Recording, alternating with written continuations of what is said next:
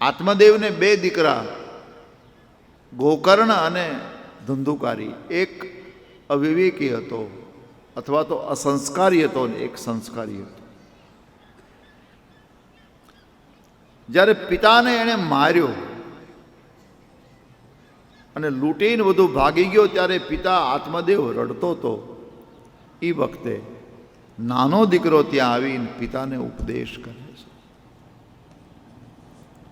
તમારી પાસે ચોપડી છે ને, એનો ઉપદેશ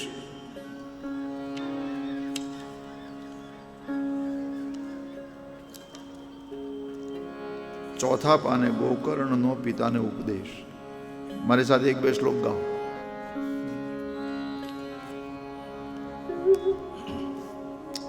પેજ નંબર 4.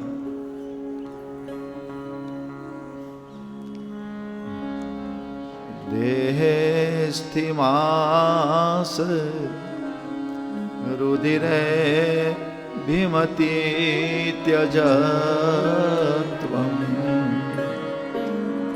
જાયા સુતાદિષુ સદા મમતામ વિમુંચ પશ્યાનિશમ જગદિદમ ક્ષણભંગનિષ્ઠમ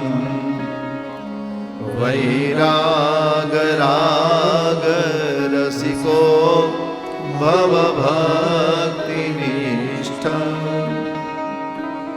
ધર્મં ભજસ્વ સતતમ યજલોકધર્માન સેવસ્ય સાધુ પુરુષાંજહિ કામતૃષ્ણામ અન્યસ્ય દોષ ગુણચિંતનમાશુ ભૂત્વા સેવા કથા રસમહો નિતરામ પિબત્વમ. દિવ્ય મંત્રો આપ્યા છે અને આ મંત્રો સાંભળી અને વૈરાગ જાગ્યો અને પિતા વૈરાગી બન્યો. પછી માતાને એક દિવસ મારી એટલે મા પણ ઘર છોડી ભાગી ગઈ. આખું ઘર ખાલી થયું અને પછી તો એ ખૂબ કર્મો કરવા લાગ્યો. ઘર ખાલી થયું એટલે નાચનારી સ્ત્રીઓને ઘરમાં લાવી વિષયી જીવન જીવવા લાગ્યો. એક દિવસ સારા વસ્ત્રોની માંગણી કરી, રાજ દરબારમાં ચોરી કરી. પેલી સ્ત્રીઓને એમ થયું કે જો ચોરી પકડાઈ જાય તો અમે પકડાઈ જઈશું, એટલા માટે એણે મારી નાખવાનો નિર્ણય કર્યો અને ધંધુકારીને મારી નાખ્યો. ભયંકર પ્રેત બન્યો. એનો ભાઈ ગોકર્ણ સૂતો તો ત્યાં પ્રેતના રૂપે રડતો રડતો ગયો અને કહ્યું કે તારી મુક્તિ નથી થઈ, મેં ગયામાં શ્રાદ્ધ કર્યું તોય. બોલે તું આવા 100 શ્રાદ્ધ ગયામાં કરીશ તોય મારી મુક્તિ નહીં થાય, કારણ કે મારા પાપનો જથ્થો એટલો બધો છે. તું કંઈક બીજું વિચાર. ગયા શ્રાદ્ધ શતે ના આપી મુક્તિને મહિના ભવિષ્યતિ. તો બોલે હું સૂર્ય ભગવાનને પૂછીશ. પછી સૂર્ય ભગવાનને પૂછ્યું. સૂર્ય ભગવાને કહ્યું શ્રીમદ ભાગવતાન મુક્તિ. પિતૃને મુક્ત કરવા માટે આ સંસારમાં સારામાં સારું કોઈ સાધન હોય તો શ્રીમદ ભાગવતની કથા છે, જે પ્રેત પીડામાંથી વ્યક્તિને છોડાવે છે. પ્રેત પીડા વિનાશિની. શ્રીમદ ભાગવતાન મુક્તિ સપ્તાહમ વાચનમ કુરુ ઇતિ સૂર્યવચ ધર્મરૂપમ.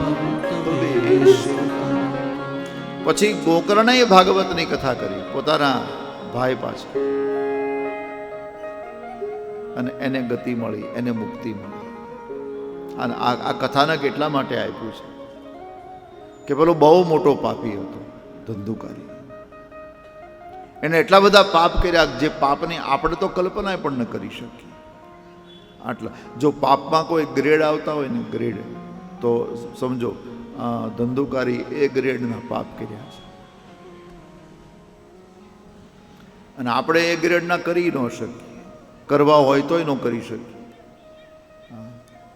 આટલો મોટો પાપી ભાગવત કથા સાંભળવા માટે એ પ્રેત આવ્યો. બેસવાની જગ્યા ન મળી એટલે વાંસમાં બેઠો. વાંસમાં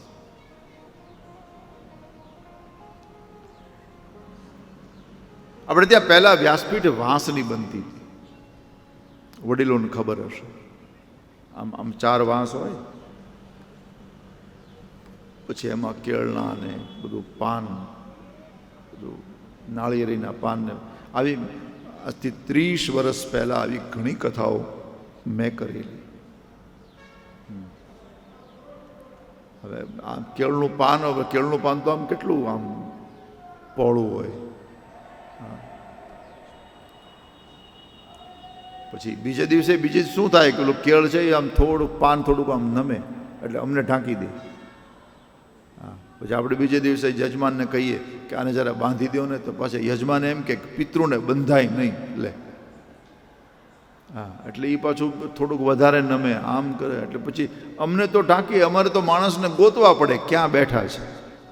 હા, આવી હાલત એ વખતે. એટલે વ્યાસપીઠ જ વાંસળી બનતી હતી. એટલે એ વાંસમાં બેસીની કથા સાંભળે છે. મારે કહેવું છે કે વાંસમાં બેસીને કથા સાંભળવા છતાં આટલો મોટો પાપી આ કથા સાંભળવાથી તરી ગયો, તો આપણે તો બધા ખુરશી સોફા ઉપર બેસીને કથા સાંભળીએ. આપણને આ ભાગવતની કથા શું કામ નો તારે?